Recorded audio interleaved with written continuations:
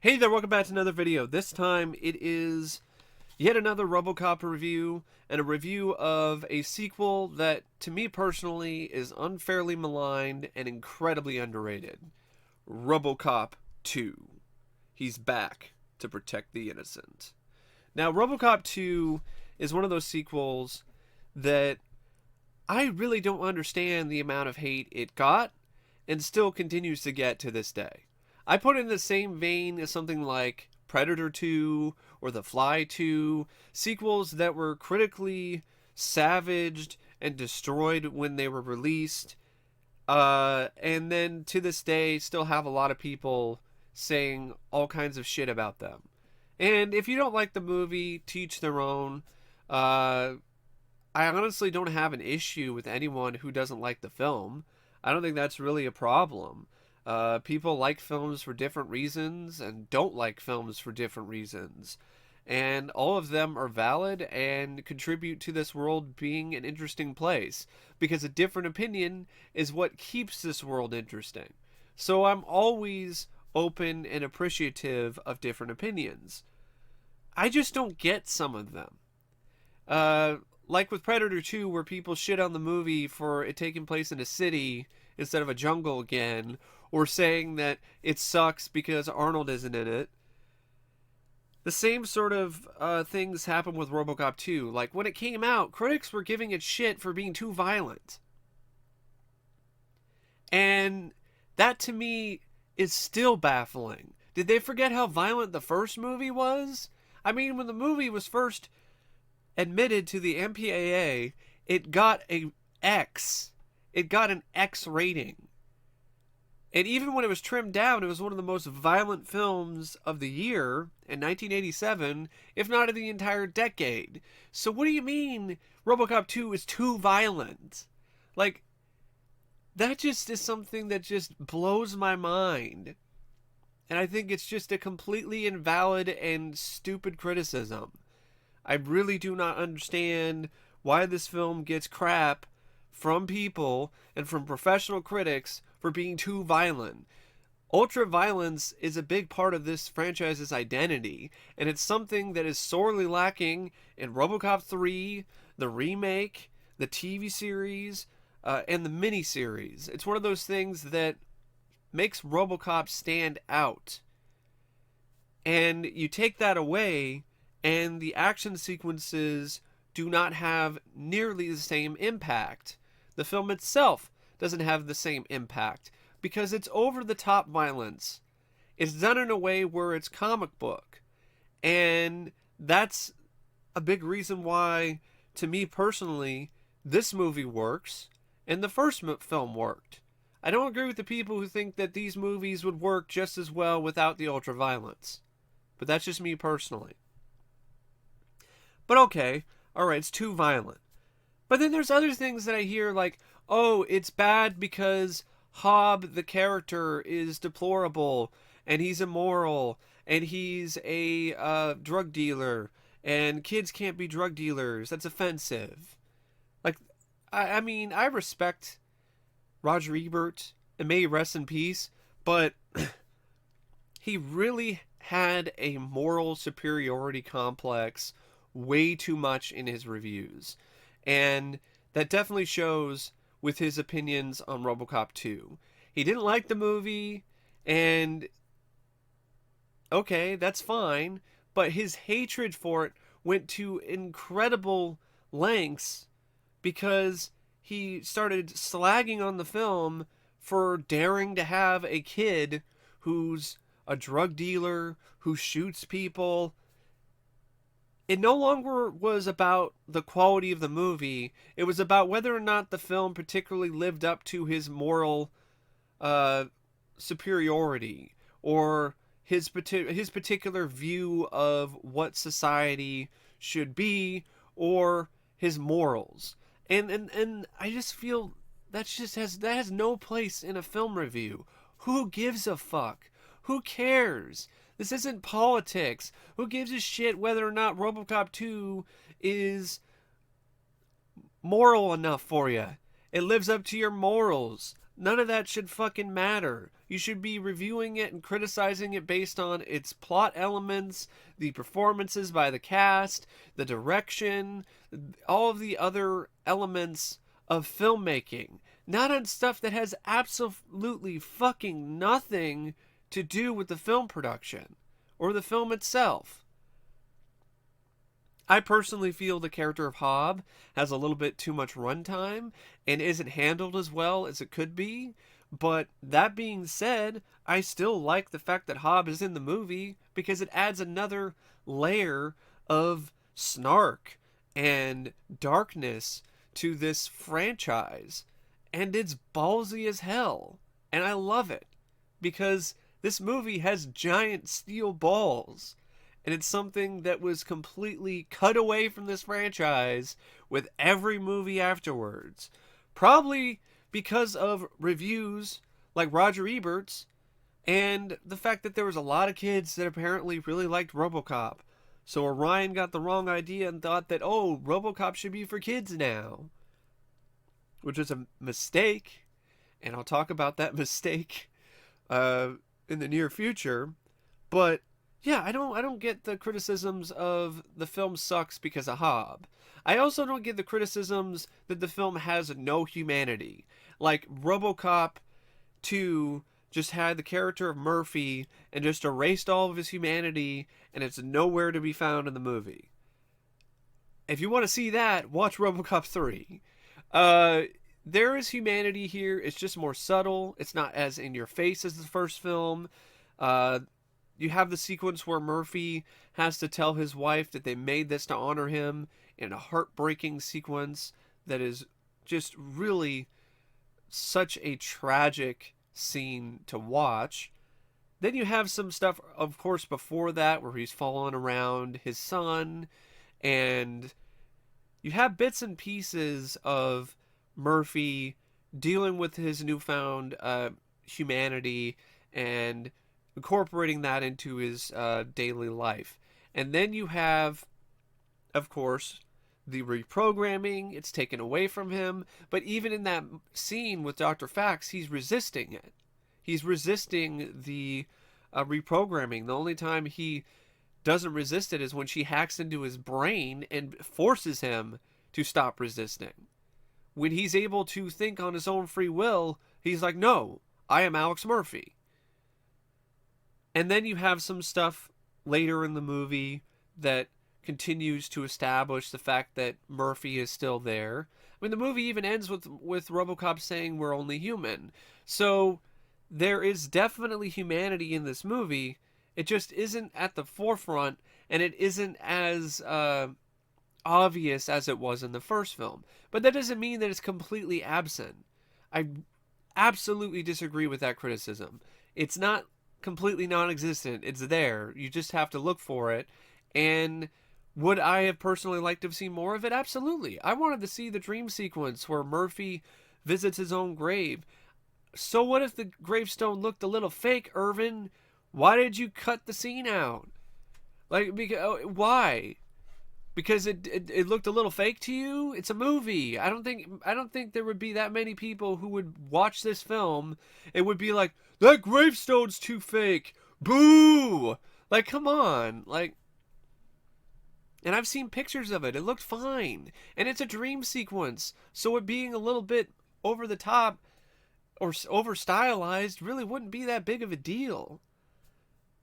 I would have also liked to have kept in the scene that's in the work print where RoboCop is actually seeing a naked woman in the shower, and you're dealing with that whole dichotomy. It's controversial, but think about it. Like, that's the kind of stuff that would probably go through his head. Like, he's a man, or he was a man. Now he's more a machine than a man, but he's got the mind of a man, so of course he would have that sexual attraction. He would start to have those feelings again. And that would be another way to add more dynamic to the character, because it's this whole thing where it's like, you can't really love normally, so that's gonna suck. You know, like, he can't really make love to anybody. He can't really fall in love and have a relationship. He doesn't have the working parts. And there was even a scene in the film of dialogue with the OCP guy who looks like Kevin Nealon, who was giving him shit and saying, like, what, do you think you could love her? You're a machine. So, yeah, I mean, there are things that could be added to the movie to improve it, and one of them is definitely adding more humanity. And I know this is like a kind of a long intro to what I normally do with my reviews, but I'm very passionate about this movie, and in a lot of ways it's kind of me defending RoboCop 2. So, it's directed by Irvin Kershner, and this is the last film that he did before he passed away. Apparently he was attached to do a remake of Forbidden Planet, but it fell through. He wasn't able to do it, and then he also passed away. So that's another reason why he was not able to do the remake. For a last-minute replacement director, I personally felt Irvin did a wonderful job. People don't understand how behind the eight ball he was when he came to this set. Because the original director was the director of River's Edge, which I'm going to look up the guy's name because for it just completely just it left my brain. So I'm going to try to find I know it's Hunter, but I'm trying to remember. I know the last name is Hunter. Tim Hunter. So Tim Hunter was the original director for this. He was attached to the project, but things happened with the script and with the direction of the movie that he didn't like, so he left the film. And Orion had to scramble to find a replacement. And since the producer, John Davison, knew of Irvin Kershner, he approached him, asked him to do it, and he came out of semi-retirement to do the movie. For a guy who hadn't directed in a while, for a guy who was signed last minute, he did a damn good job, and he deserves a lot more credit, especially with how he shot a lot of different sequences in this movie. With the action sequences, with the sequences that are supposed to show more dazzling visuals, and even the sequences that were supposed to portray a good amount of emotion. I honestly felt that he was a really good last-minute replacement, and I've always thought his direction in this was great. I don't think it's really a problem. It's not the same type of energy as Paul Verhoeven, but very few directors can capture that same amount of manic energy, but it's energetic and lively enough in its own right. And this entire movie was a production nightmare, and it's something that people do not mention enough. This film is one of those movies where when you watch it, you don't think about how hard the production was. You don't think about all the pressure that everyone involved had on their heads while they were making this. Because it's not something that comes to mind, but I really think it should be, because it'll put things into perspective and also help you appreciate the film a little bit more. Even if you don't like the movie, I think once you know this backstory, I think you can appreciate the film a little bit more than you might have before, and at least respect the fact that this isn't a total shit show, and there are some sequences and some moments in this that are truly spectacular, and that's amazing. Because this movie was put on the fast track, and by the fast track, I mean the fast track with nitro. Like, this is one of those movies where there wasn't much time for pre-production, and there wasn't much preparation at all.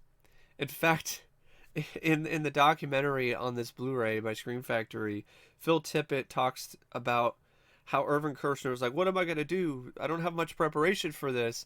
And he's and Phil's like, he talks to Irvin. He says, Irvin, the only preparation you're going to get from this production is preparation H. And it's true, because Orion, they were in dire financial straits. Even though RoboCop was a surprise hit for them, they were in dire financial straits by the time this was put into production, or even pre-production, because of a string of massive financial bombs for the studio. So they put all their hopes on this movie keeping them afloat, and in the process, because they were in such deep shit financially, they put this on the fast track on Nitro. So they wanted this film done and in the can in 9 months. And that doesn't seem like that's a huge undertaking for a film production. But with a production like this, with this many visual effects, with this much hanging on it, yeah, that is a lot. That is a lot to ask for the cast, the crew, and whatever director they ultimately got. So, and then on top of that, you have a script that is literally being written on the set because the original screenplay by Neurmeyer and Miner, called Corporate Wars, wasn't really doing it for the studio, even though they didn't mind it, but they didn't think it was going to work for what they wanted to do. So they had to start from scratch. They got Frank Miller on board, who had never worked on a movie, and he's writing pages for the film while he's on set almost every day. You have Irvin Kershner, who's fighting with Frank Miller almost every day. They're getting in arguments about what's going to be in the movie or how this is going to happen. You got script supervisors involved. You got the studio getting involved. You got all of these different things going on the set. And it's a miracle that this movie even got finished in this amount of time, which, by the way, was cut shorter because Orion moved up the release date last minute. So now they had even less time to get this movie finished. I mean, when you know all of this, you gotta respect and appreciate the film a little bit more. Because, goddamn, like, this was a enormous undertaking that really does not get enough credit for how insane it was when it comes to this production. And everything that they had to do. I mean, I especially have to give enormous kudos to Phil Tippett and his crew who did the stop motion effects and the visual effects for this movie, because they worked their asses off for this film. There's like over 200 different visual effects shots. This is one of the largest and one of the last large, big scale productions that needed stop motion. And so there were multiple crews that were involved with the stop motion effects for this movie, and they had to get all of this stuff done with not as much time as initially thought because Orion pushed the release date up last minute. Phil Tippett, he got bronchitis, he got all these other things on this set, he broke a rib. So it's one of those things that's like, man, there are a lot of people who literally put blood, sweat, and tears into this production. And to me personally, I personally feel it paid off because it's a quite good movie for what it is. So, yeah, I think Irvin Kershner did a great job directing the film. The script by Frank Miller and Waylon Green, for a script that was essentially cobbled from scratch on the set, it's not bad. It really isn't that bad. I like a lot of the concepts here with the failed RoboCop 2 prototypes, the RoboCane, the nuke. I like Kane. I like the fact that he's kind of a evil hippie, really. I didn't mind that, and I thought Tom Noonan did a good job with the role. I also feel that the stuff with I could reprogram for some reason I can't say reprogram. Maybe I need to reprogram myself. I like the stuff where Dr. Fax reprograms RoboCop and puts in all of these ridiculous directives because it was a absolutely brilliant satire of politically correct culture at the time, and it still is. And that went right over a lot of critics' heads because a lot of critics, when this film came out, railed on the film for being not politically correct. They railed on the film for being offensive. I'm just like, did you not get the whole point? Like it's railing on that very criticism, and it just went right over your fucking head. Um, and a lot, and it's this script honestly has some really laugh out loud, hilarious bits in it. A lot of them involve RoboCop when he's reprogrammed. The moon sure is lovely tonight, isn't it, Lewis? Murphy, it's daytime. The kids are all like fucking with him. They spray kick me on his back. One of the kids is like, go fuck a refrigerator. There's just a lot of just hilarious moments in this. The failed RoboCop 2 prototypes that are so bad that none of them work and they all kill themselves, and the old man is face palming. Like, it's just, there's a lot of just great bits of humor in this that are very clever. So there's a lot of clever aspects to this script. The finale is spectacular. I love the finale of RoboCop 2. It's epic. It's grand in its size, its scale, and its scope. The battle between RoboCop and RoboCane is one of the most underrated final battles I've seen in a movie. It is fantastic and really well written and really well done. And the cast is excellent. I mean, Peter Weller, once again, nails the role as Alex Murphy, RoboCop. You could tell that it was a little bit easier for him to do because of the redesign of the suit, which made it so it wasn't as difficult for him to get in and out of, and it wasn't as excruciatingly hot of an experience to act in the suit.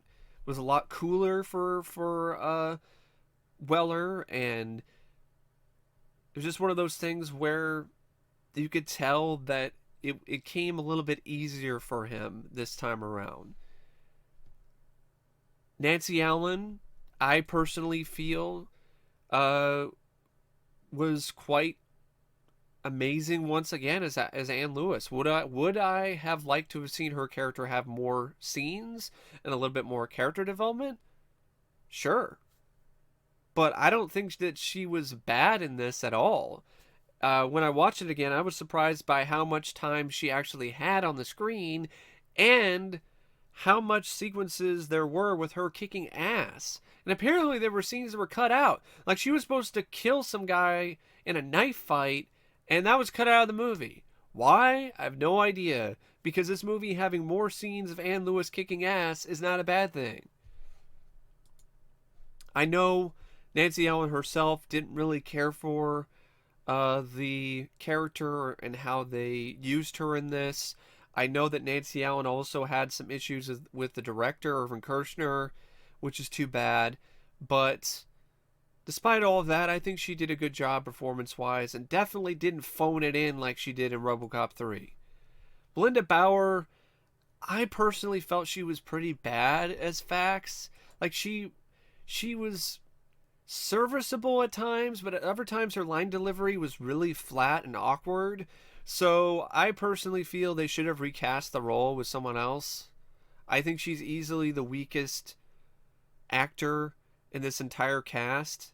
Just me personally. And she had a pretty meaty role, so it's way more obvious. Daniel Harley is also back as the old man. He's tasked with being Dick Jones, essentially, here. And he does a good job because he's a great actor. He can do multiple different roles. But it also came across as a little disingenuous because in the first movie, the old man is not portrayed as some stereotypical evil corporate villain. And in this movie, he's more of the stereotypical evil corporate villain. And I don't really understand the transition. It's one of those things where it seems like they were scrambling for somebody to be like Dick Jones, so they just gave it to the old man. Willard D. Pugh was a lot of fun as Mayor Kuzak.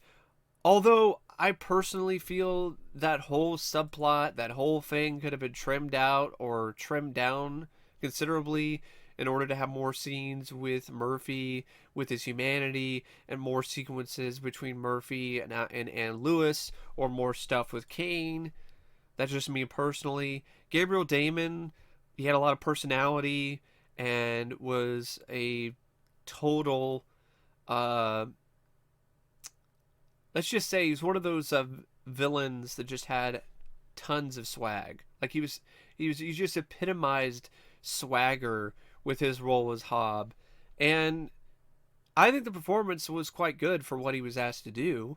He actually managed to be somewhat intimidating at times, which is not a small feat for a kid, and he definitely went wild. Absolutely went wild in this movie.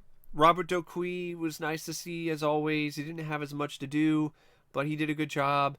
As did Galen Gorg as Angie, Stephen Lee, of course Tom Noonan as Kane, who I personally feel, despite the fact that he apparently was really miserable on set, like the whole filmmaking experience and the movie itself, like made him quit acting for a while, and even gave him an eye twitch that didn't go away until years later when he did his own movie and it got critically acclaimed, and then he found his place in life and with acting that was more suitable to him and made him happier. Then his eye twitch went away that he had for like years apparently because of this whole experience. And that's really too bad. That really is. But it didn't really show it with his performance. So yeah, I think it's a great cast. You also have John Glover, who has a cameo role as the Magnavolt salesman in the beginning. That's another thing I want to mention about the script that I forgot, is that it incorporates the same brilliant fake advertisements, the satire. All of that is still here in RoboCop 2 and equally as funny and equally as entertaining to watch. Sunblock 5000, the OCP Communications ad, which is dark, but it's hilarious. It's a great bit of dark humor. So, yeah, that isn't an aspect that pales in comparison to the first film. I think it's equally as funny and equally as well done as all of the other fake satirical advertisements and media break segments in the first film. And the cinematography by Mark Irwin, who worked on the Fly remake with David Cronenberg, is gorgeous. There are so many shots in this that just look phenomenal. You can tell this movie had a bigger budget than the first film, and you can tell that they used it. Like, this is one of those movies where every single coin, every single dollar is on the screen. Especially when it comes to the redesigned RoboCop suit by Rob Bottin and company. I personally feel this suit is gorgeous. I think it's beautiful. I love the coloring. I love the look of it. I know a lot of people don't like it because they think it's too blue, but I honestly think it's the best looking RoboCop suit. I like this suit the most out of all of the suits that I've seen on screen. It just draws you to it. And apparently, I mean, the paint job was done from scratch with the painter's own mix of paints, and you could tell that there was so much craftsmanship and effort put into the suit and the paint job. It's just one of those things, and it was shot so well by Mark Irwin and Irvin Kershner. It's just one of those suits that when you see it, you're just gobsmacked. It blows you away. Like in the first film, it had a little bit of that, but when you see the suit in RoboCop 2, it just makes your jaw drop because it just draws you to it. And I mean, Phil Tippett's work in this, as well as the work by his wonderful crew, is some of the finest that stop motion has ever seen. Like, the stop motion effects in the climax are still some of the best I have ever seen in my life. They still hold up really well. They have this. I'm trying to think of the right word for it. They have this tangible quality to them that CGI, even the best CGI, doesn't have, because they were using real props, they were using real things with real weight to them, and it was one of those things where there was a lot of stuff that went into this. It was a huge undertaking, and with stop motion back then, you fucked up once, you got to start over. So the fact that these are effects that had more than likely multiple takes is something that I absolutely applaud and I admire and I love seeing. Like, the stop motion in this of RoboCane is phenomenal, and in HD, remastered in 2K, looks better than ever. And I miss effects like this after watching this finale. Also, got to give the designer. I think it's the same guy who did the Ed 209 design for RoboCop. I got to give him a lot of props, a lot of kudos for his design of RoboCane. It looks like it's all. It looks like it's kind of a jumbled mess, but it's not really. It's a intricate design that is very complex and just really nice to look at. And like I said before, and I'll say it again, the action in this film is excellent. This has so many action sequences in it that really get your adrenaline pumping, from the opening sequence, which is one of the most badass intros for any character you will ever see on film. I mean, gets his car blown to hell and then opens the door, foot drops, takes out these criminals with his Auto 9. Think it over, creep.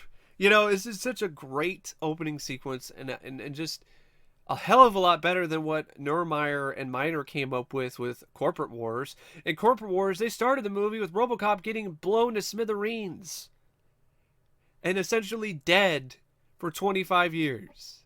More on that later. But yeah, it's a great opening sequence. And then there's other great action sequences spliced in. When RoboCop first encounters the nuke factory and punches a hole through the door, shoots some guys. When he comes back to Kane's hideout, I mean, that's such an epic scene. He shoots a guy right through the eye, right through the scope of his sniper rifle, and just a badass sequence that just makes you go, fuck yeah. Like, there's so many moments in this where you're like, fuck yeah. And that's a sign of a great action film. When you have these moments where you're like, fuck yeah. I mean, RoboCop gets on a Harley Davidson motorcycle and plays a deadly game of chicken with Kane. Fuck yeah. Goes after RoboCane in the end and falls off a skyscraper and still keeps ticking. Jumps onto Kane's back, rips his brain out and smashes it on the ground. Fuck yeah. Like, there's just so many great fuck yeah moments in RoboCop 2. Yeah, I definitely feel this is a movie that is undervalued, overlooked, and especially from an action standpoint, is actually better than the first film and has the best action sequences in the franchise. I've felt that way for years, and I still feel that way. All this recent viewing of RoboCop 2 did is solidify my stance on that. One thing, though, I think that really could have made this way, not necessarily way better, but could have made RoboCop 2 even better, is Basil Poledouris' score. It's sorely missing in this movie, and no offense to Leonard Rosenman, the score isn't terrible. I mean, I don't mind the main theme, and there are some other bits of the score that I don't mind, but it doesn't have the same gravitas. It doesn't have the same resonance as Basil's score does. And you can tell that when you watch the teaser trailer for this movie or the theatrical trailer that uses Basil's score. Apparently, Basil probably would have done it, but because John Milius essentially had him hostage on the film Flight of the Intruder. I almost said Flight of the Navigator. Flight of the Intruder. He wasn't able to do it, so Orion had to go with someone else, and then went with Leonard Rosenman.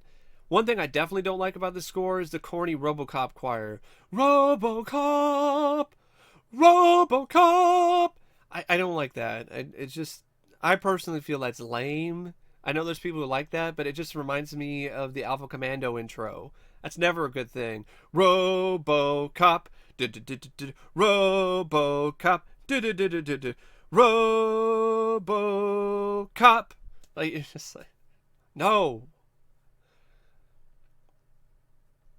And I know I've seen some edits in the past where someone took Basil's score and put it in the climax, and it's just epic. I mean, that whole climax is still epic, but like, it's twice as epic with Basil's score. It's a shame that Basil's returned to the franchise for RoboCop 3, but wasn't able to contribute to the sequel, which is infinitely times more superior. It has a running time of 117 minutes, and at times it kind of drags a little bit. I will say that about the movie. I think one of the film's biggest flaws to me is its story, its script. You can tell it's a mix of different ideas that are just cobbled together last minute, and that's exactly what happened in real life. And they did a decent job cobbling together a somewhat coherent story, and with a lot of concepts that genuinely did work and were interesting and entertaining. But the overall product, though, is flawed. I definitely have to be honest about that. It's a flawed product when it comes to its story, when it comes to a script. It's a little bit too convoluted at times. Like I said, I would have liked to have less of the mayor storyline, less of the stuff with Hobb. Especially with Hobb, they seem like they're trying to connect it to Murphy having thoughts and memories associated with his son, because there's a scene where he sees Hobb and then he has a little flashback to his son, and you're thinking that's how they're going to connect it together, but then they don't really connect it. They don't connect the dots. It's never really connected. So by the end of the movie, like when Hobb dies and you're thinking it's going to be Murphy coming to terms with the loss of his son, the fact he's never going to see him again, that never really happens, because you never see a cut scene, you never see a flashback scene when Hobb dies, and I don't know why that's the case. For years I thought that was the case, but that's not the case at all. And that's a huge missed opportunity. And then apparently in that dream sequence where RoboCop visits his own grave, that was supposed to happen when RoboCop was taken apart in Kane's lair. And in that particular sequence, there was also supposed to be a nightmare sequence involving his son morphing into Hobbs, shooting up Nuke. And I'm like, that is such a myth. That scene should have been in the film. That would have helped connect things more. Would have been a really memorable sequence, but for some reason Irvin Kershner decided he didn't like it and cut it out of the movie. I also would have liked to have seen a little bit. You saw Duffy as a dirty cop, but I think that would have been interesting to have more dirty cops that are working with Kane, or more sequences showing how dirty Duffy is. And I also, because I mentioned Duffy because I wanted to give some props to the actor who I thought, he did a good job, Stephen Lee. There are just some things that really could have been tweaked a little bit and trimmed, or had other things that were put in there to make the story and the script a little bit more cohesive. Maybe another writer could have been brought on board, but at the same time, this is a production where they didn't have time. They just didn't have the time to fine tune things. They didn't have the time to hone things in. So they just had to make do with what they had to work with. And for what they had and what they cobbled together, it's still a really good movie. I mean, it has some spectacular set pieces. I mean, I think the dismantling of RoboCop is every bit as harrowing and difficult to watch as the death of Murphy. I mean, poor guy, he dies again. And if you had that dream sequence in that same sequence, that would have made that sequence even more powerful. Like I said, the action sequences are great and are exciting. The finale is epic. Peter Weller, once again, puts on the armor, puts on the RoboCop suit, and excels in the role. There are things that could be improved upon and things that could be better, but overall, it's still an excellent sequel and an excellent film. And I definitely feel that it's deserved the cult following it's gotten over the years, and it's not nearly as bad as its reputation suggests. Especially compared to the other films or other installments in the franchise. But anyway, I don't know what else to say about RoboCop 2, except if I were to rate it out of 5 stars. I would give the film 4 out of 5 for the reasons I mentioned throughout this video. The script issues, some of the characters and how they could be handled a little bit better or differently, and stuff like that. But overall, I'm quite pleased with the film. And yeah. So that's my thoughts on RoboCop 2. I know it's a pretty long video, but I had a lot to say, and I'm really passionate about this one, so I wanted to give it as much time as it needed. So anyway, thank you for watching, and as always, I will see you later. See ya.